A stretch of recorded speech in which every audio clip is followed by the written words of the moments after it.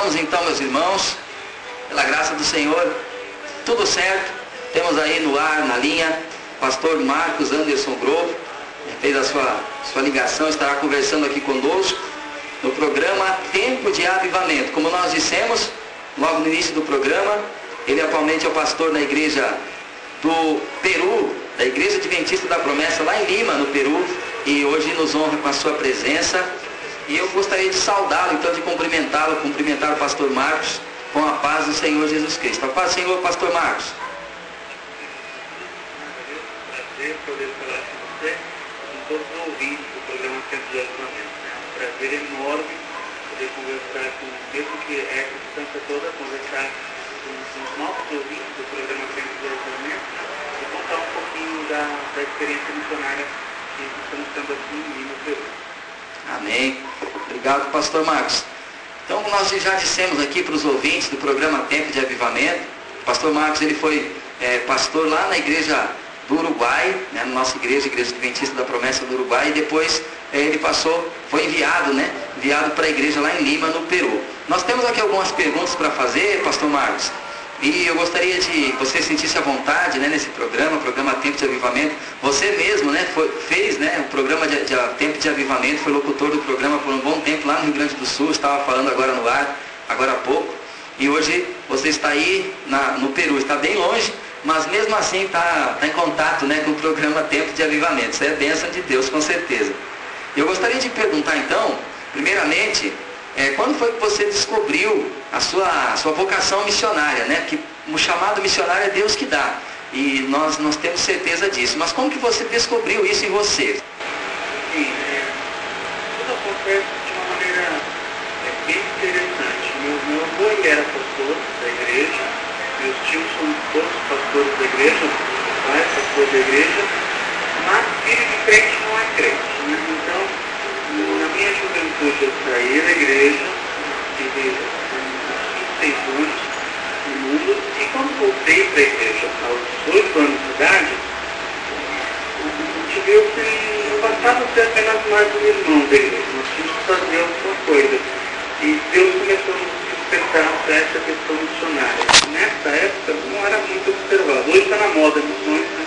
A gente pode observar internet que fala muito, vários vídeos, livros, e é um tema que está na moda. Mas nessa época não era muito tratado assim. Mas Deus despertou esse desejo do nosso coração e aí a gente começou um período de preparação, né? Porque a gente faz fora do Brasil o que a gente aprende a fazer no Brasil, né? Então a gente tem que começar daquilo que é muito simples, né? Aquela preparação do estudo bíblico, aquela preparação de conhecer a parte teórica, que é muito importante. Então, o chamado em si acontece aos 18 anos de idade, quando eu estava retornando para a igreja, mas aí levam-se anos para a gente poder cumprir o chamado, né? E foi um período de capacitação para nós. É isso, pastor. É uma coisa que somente Deus faz, né? O ser humano ele pode fazer de tudo, mas o Senhor envia, Ele capacita, Ele chama, e é muito bom saber disso, como foi com você. Eu tenho outra pergunta, falando de Uruguai, como foi o Projeto Uruguai? Como é que aconteceu lá o Projeto Uruguai? Como começou? Se o senhor poderia falar um pouquinho para nós. O Projeto Uruguai ele tem um carinho especial para nós, né? Quando eu digo nós, eu digo que toda a diretoria que fazia, todas as pessoas que faziam parte da diretoria que trabalhava no estado do Rio Grande do Sul naquela época, né? Pastor Claudemir, tínhamos também, você fazia parte dessa equipe, né? Quando ainda estávamos lá no Rio Grande do Sul, e missionário Paulo. Então, o projeto surge mais ou menos assim. O Brasil, ele teve uma explosão missionária, a nossa igreja seguiu junto à explosão missionária.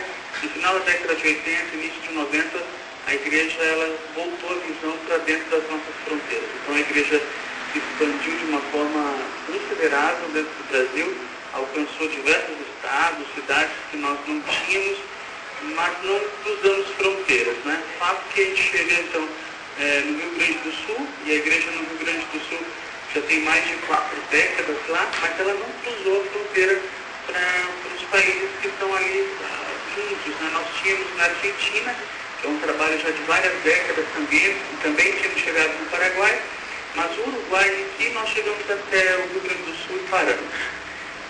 Quando nós estávamos no Rio Grande do Sul, então, um ancião de uma igreja tradicional entra em contato com o presbitério da nossa igreja aqui em São Paulo, ele encaminha esse e-mail para nós no Rio Grande do Sul, e nós saímos da região metropolitana do Rio Grande do Sul, fomos até a Barra do Quaraí, que é a fronteira com o Uruguai, cidade de Belo União. E nesse primeiro grupo foi eu, o pastor Claudemir Grosso, que hoje é responsável pelas igrejas aí em Brasília, e pastor Gil, que está indo para o Chile. Inclusive hoje eu conversei com ele, ele já estava indo buscar os documentos de viagem para o Chile. Nós fomos juntos para Barra do Quaraí, conhecemos o missionário Paulo, estudamos a respeito do batismo com o Espírito Santo, ele creu, e daquele momento surge a possibilidade da igreja na Barra, né, que é esse lado brasileiro ainda. Humanamente falando, não era estratégico, porque você tirar um pastor de uma região metropolitana e enviar para uma cidade de 4.000 habitantes, que não tem nenhum membro da igreja, é um risco enorme.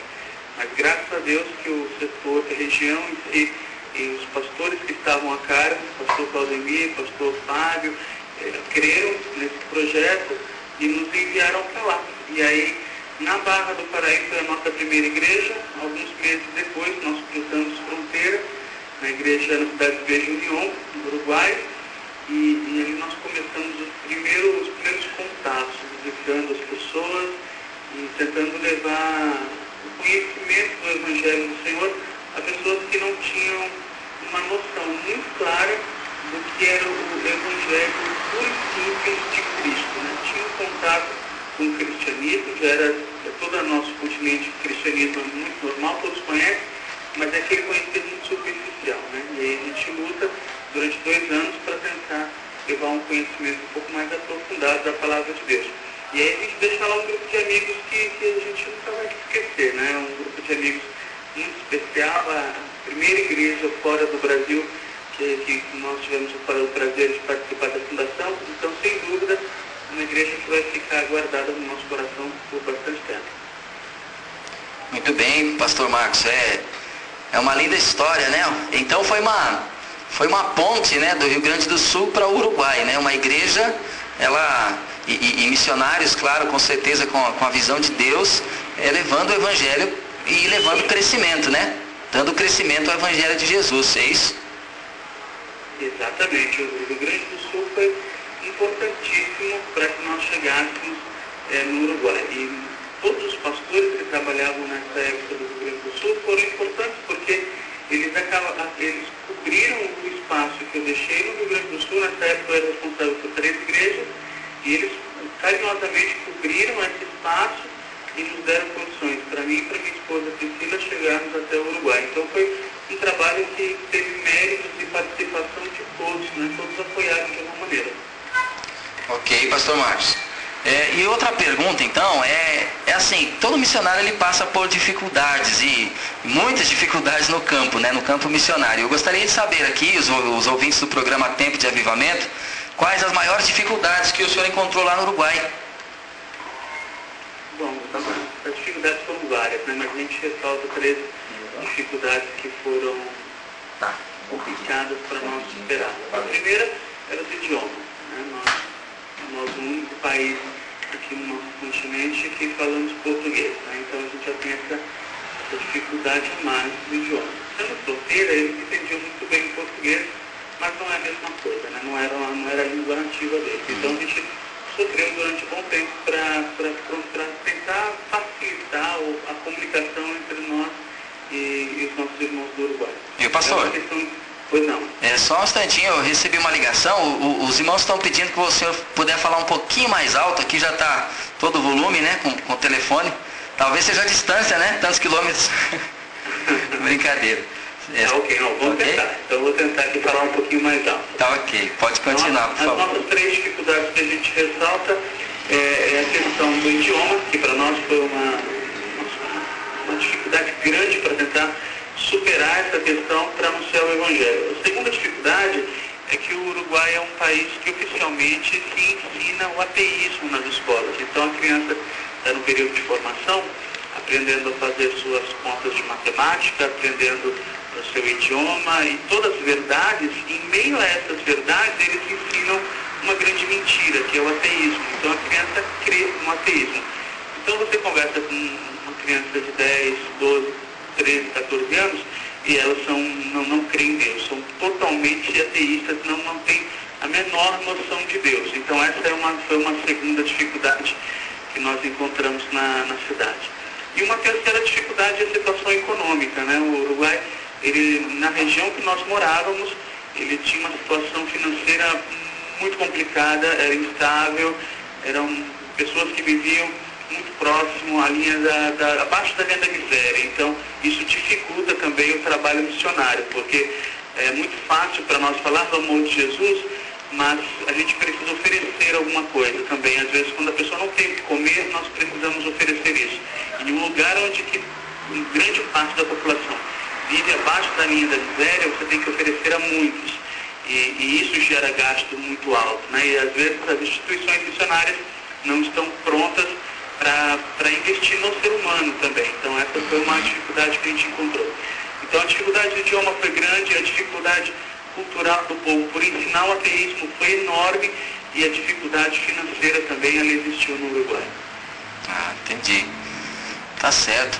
E fala um pouco para nós como foi que aconteceu a mudança para Lima, né? O senhor estava no Uruguai, então nessa ponte, né? Começou no Rio Grande do Sul, depois foi para o Uruguai e então chegou em Lima, né? A capital peruana. Sendo que até mesmo o Uruguai, o senhor adentrou, como foi a ponte do Rio Grande do Sul, começou lá em Belo União, né? Foi justamente na fronteira. E em Lima o senhor já está na capital, né? Como que aconteceu essa mudança? Se o senhor puder falar qual foi, se houve uma estratégia para que fosse justamente Lima a cidade escolhida para o seu envio então para o Peru.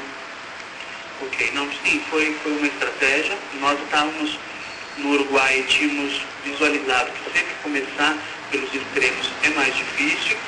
A igreja, como já nós tínhamos uma fronteira, então já era responsabilidade nossa ter alcançado a fronteira com o Uruguai há décadas, né? Como não tinha acontecido, nós começamos por ali justamente porque foi a porta que Deus abriu, né? A fronteira foi a porta que Deus abriu. Mas a intenção, mesmo no Uruguai, era ir para Montevidéu, que é a capital. A capital de Montevidéu, ela tem uma característica assim, muito triste, que no nosso continente é o país onde mais acontece suicídios, né? É muito alto o número de suicídios, de pessoas até 18 anos e depois pula para os 60 anos de idade. O Uruguai já foi o 7º país no mundo ao maior índice de suicídio. E isso nos assustava bastante. A gente pensava em seguir para Montevidéu para tentar ajudar de alguma maneira. As igrejas em Montevidéu, elas são assistidas por muitos pastores brasileiros, mas a maioria desses pastores brasileiros, a maioria das instituições brasileiras não enviam os seus melhores para lá. Enviam normalmente para missões os seus piores. E aí, chegando no Uruguai, nós encontramos essa realidade de um evangelho muito superficial, muito pobre e com uma imagem muito parecida com o espiritismo, assim, aquele evangelho meio misticismo junto. Então a ideia era para Montevidéu a gente tentar tomar um pouco mais de conhecer mais pessoas, é um lugar, uma multidão enorme que vive ali em Montevidéu, e aí espalhar para as outras províncias. Como não aconteceu, nós ficamos em Belo União, o missionário Paulo está lá hoje, mas já tem a estratégia de seguir para Montevidéu. Nessa época entramos em contato, o departamento de missões da nossa igreja, presidido pelo pastor Alessio, entrou em contato conosco, e a estratégia era esse país, o Peru, e começar por Lima, né? Diferente do que foi no Uruguai, começando por uma província, por uma cidade menor, a estratégia era começar por Lima, porque o Peru é o quarto ano seguido, que é um dos países que mais cresce no nosso continente. Lima é uma cidade com mais de 2 milhões de habitantes, então uma cidade em pleno crescimento.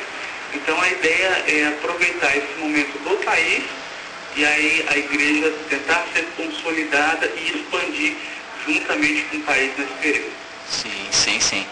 Então foi assim que aconteceu essa mudança, né? Foi um envio primeiramente por Deus, é claro, e em seguida, né, foi justamente o Departamento de Missões da Igreja Adventista da Promessa enviou o senhor para o Peru.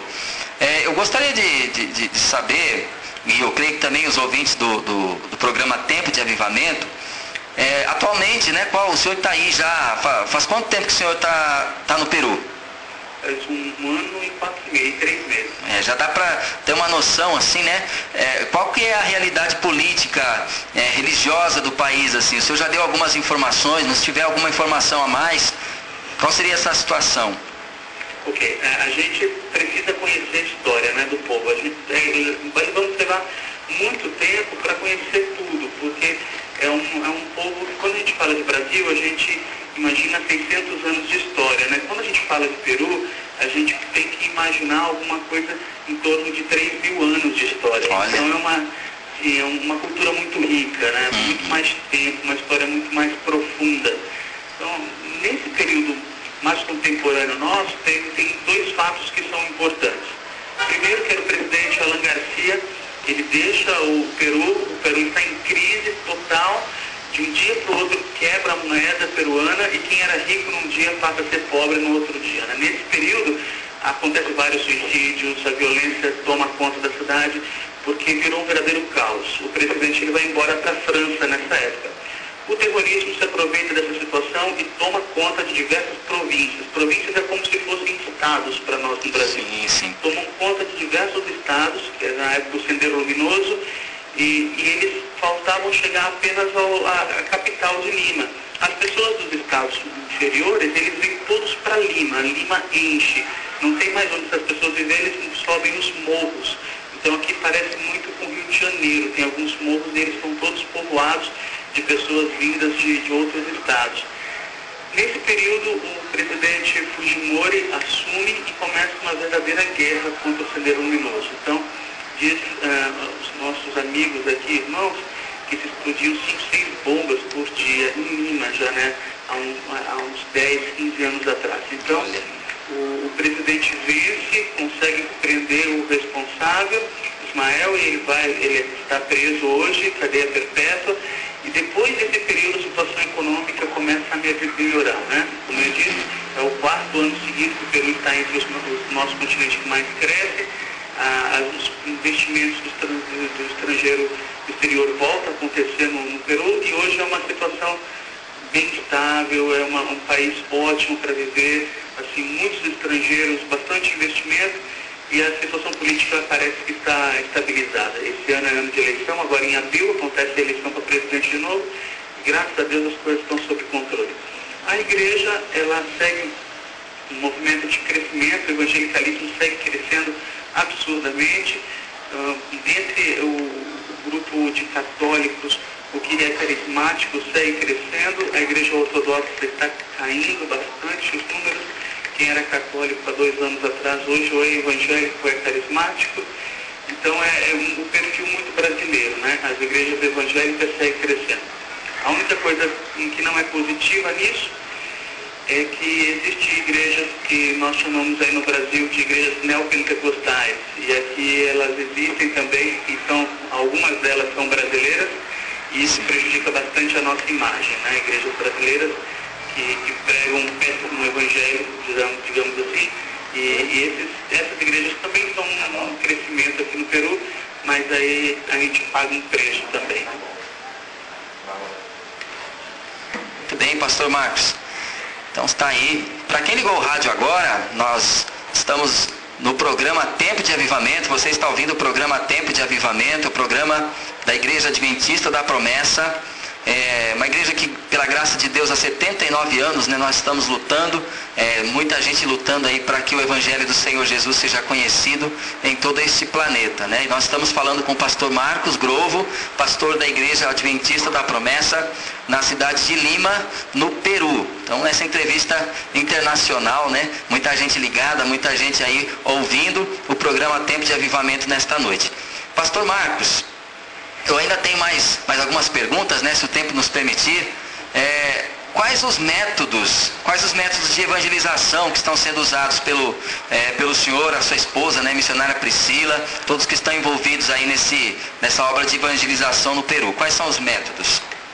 O trabalho é um trabalho muito parecido com o trabalho que é feito no Brasil, né? Reunimos grupos familiares nas casas, as pessoas receberam uma capacitação para isso, elas fazem os seus grupos nos lares e incentivam as pessoas para virem à igreja no sábado todos juntos. No sábado participamos de um culto e depois almoçamos juntos na igreja, né? Período de 2, 3 meses, a pessoa conclui o curso e a gente já passa a fazer capacitação com essa pessoa para que ela tenha a oportunidade de fazer curso com uma outra pessoa também. E nesse domingo agora a gente começa um evento que será focado mais para o jovem, que é uma característica de uma igreja um pouco mais moderna, um modelo de igreja alternativo, que é trabalhando com a cultura do povo, com sermões em questões culturais que eles conhecem. Então a gente faz no sábado um trabalho de evangelismo e de discipulado, e no domingo vai ser um trabalho de evangelismo mais focado mais a área do jovem, né? A gente vê que tem a necessidade de você trabalhar um evangelismo por grupos e nesse momento nós vamos trabalhar com jovens para tentar alcançá-los. É muito importante a igreja trabalhar esse alvo de você evangelizar, você ter uma meta, você ter uma visão de alcançar um grupo em questão, porque senão ao longo da história você perde. Por exemplo, no Brasil existe a classe alta, o pessoal que tem um bom dinheiro. Esse grupo brasileiro é considerado povo não alcançado. Tem uma estatística pela missão internacional que me chamou a atenção, que é assim: uma pessoa que vive na Indonésia, ela tem a possibilidade de encontrar um missionário e pregar o evangelho para ela 2 vezes maior do que um brasileiro, que é uma pessoa da alta sociedade, conhecer o evangelho no Brasil. Olha só. Ou seja, esse grupo, ele é um grupo não alcançado no Brasil, né? Sim. Então aqui a gente tenta fazer por grupos, justamente para que nessa trajetória, que para nós é muito cedo, a gente não se esqueça de nenhum grupo. Uhum. Seria o discipulado, né? O bom e velho discipulado, né? De grupos e tudo mais, né? Que benção. Que benção. O pastor Claudemir Grovo, ele estará, né, indo para amanhã, ele vai viajar, ele é o diretor da convenção aqui de Brasília, ele estará numa viagem missionária lá para o Uruguai, né? Tem mandado aí um abraço para você, pastor Marcos, tem mandado já, claro que os irmãos do Uruguai infelizmente não estão nos ouvindo agora, mas ele estará lá, né, juntamente com os irmãos para uma missão lá no Uruguai, recordando, né, os velhos e bons tempos, né, pastor Claudemir? Muita coisa boa que ele passou lá, que ele viveu lá, e o pastor Marcos também, né? Então, continuando a nossa entrevista, quem está ligado aí no programa Tempo de Avivamento, fique ligado ainda, né? Agora são 21h47. É o seguinte: como está a imagem da igreja brasileira nos países que o senhor pastor Marcos visitou, né? O Brasil é um país aí muito grande, um Brasil evangelizado praticamente, apesar de muitos lugares ainda não conhecerem, né? Muitas pessoas não conhecerem, mas o país em si é um país onde o evangelho é muito conhecido e as pessoas estão informadas a respeito do evangelho. Mas assim, nos países que o senhor visitou, que o senhor passou, qual que é a imagem que os evangélicos, né, que os cristãos têm da igreja brasileira? Nós passamos, nesses últimos 2 anos, por 5 países, né?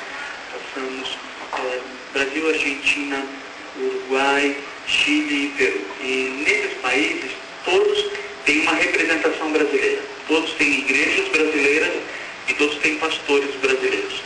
O problema é que nós enviamos para os outros países, como eu tinha dito, aquilo que não é o nosso melhor, e chega um evangelho com uma qualidade que chega nesses países em déficit já. E igrejas que nasceram no Brasil, que têm uma visão muito mais financeira do que do reino, elas chegam nesses países e se aproveitam financeiramente do povo. Então, é muito complicado você chegar, por exemplo, no Peru, quando eu converso com uma pessoa na rua e eu digo, eu sou pastor evangélico e eu sou brasileiro, as pessoas imediatamente já pensam que eu faço parte de alguma dessas igrejas que estão preocupadas apenas com a questão financeira, né? Então já levam para a questão da prosperidade. Existe uma certa rejeição a partir desse momento, né? Você sabe que a gente é pastor e brasileiro. Então leva um tempo para a gente explicar que não todos os pastores brasileiros fazem parte da teologia da prosperidade e tenta usar e abusar da fé do crente, né? Então, não é uma boa imagem que nós temos hoje. Todos gostam do brasileiro porque é brasileiro, o brasileiro é querido no nosso continente, mas a imagem do ministro brasileiro, esse está sofrendo bastante, está em baixa no nosso continente nos últimos anos. Sim, é uma pena, né? É uma lástima, isso é uma tristeza para todos nós, com certeza, mas é algo que é reversível, né, pastor Marcos? É algo que pode mudar, né? Se da palavra de Deus surgirem defensores, né? Surgirem pessoas interessadas com sinceridade de pregar a palavra de Deus, o evangelho puro e simples, né? O que o senhor acha disso? É possível reverter, não? Nós temos que reverter, né? Talvez a longo prazo, né? A médio prazo, a longo prazo. Mas nós conseguimos, né? Pela graça de Deus, a gente tem que reverter isso. A igreja brasileira é uma igreja que tem uma capacidade missionária incrível de chegar a diversos lugares. A gente só tem que pensar isso, né? Que a gente tem que enviar os nossos melhores.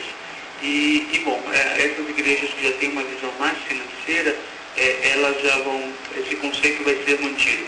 Mas instituições sérias que existem no Brasil, sem dúvida elas vão melhorar a nossa imagem, vamos estar lutando nessa direção conosco nas próximas décadas, se Deus quiser.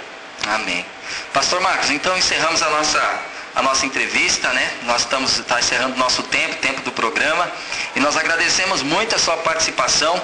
Foi muito importante para nós, aqui no Brasil, aqui em Brasília, nas cidades do entorno, ouvi-lo falar de missões, e quem sabe logo, né, em breve, numa próxima oportunidade, o senhor estará novamente aqui no programa Tempo de Avivamento falando conosco. Tá, um grande abraço. Vou deixar aí o senhor, se quiser dar uma palavra de saudação, de despedida, fique à vontade. É um prazer no futuro próximo a gente entrar em contato de novo, né? Grande abraço para todos os irmãos de Brasília. Nós tivemos a oportunidade de estar aí há alguns meses atrás, fomos muito bem recebidos. Eu sou brasileiro, nasci nessa terra, apesar de ser muito cedo, e foi um prazer voltar a essa terra e encontrar a igreja nesse momento de crescimento, né? Então, muito obrigado aos irmãos brasileiros por todo o carinho que ele tem conosco, né? Mandar um beijo especial para o meu pai, pastor Claudemir, pedir que continue lutando e acreditando no sonho de Deus para Brasília, investindo o possível e o impossível na obra do Senhor. E um abraço especial também para todos os missionários, pastores, obreiros da casa do Senhor que estão lutando aí em Brasília, né? Nós sabemos que Brasília tem uma importância enorme no cenário brasileiro, e oramos para que Deus ele possa fazer que essa questão de Brasília ser o coração do Brasil, que Deus possa fazer com que o avivamento de Deus que virá sobre o Brasil chegue também a Brasília, e daí possa se alastrar a diversos pontos também no nosso mapa, né? Obrigado por essa oportunidade de a gente falar com os nossos irmãos, e dizemos que, se Deus permitir, em outubro, novembro, nós estaremos em Brasília mais uma vez para rever os nossos irmãos. Amém.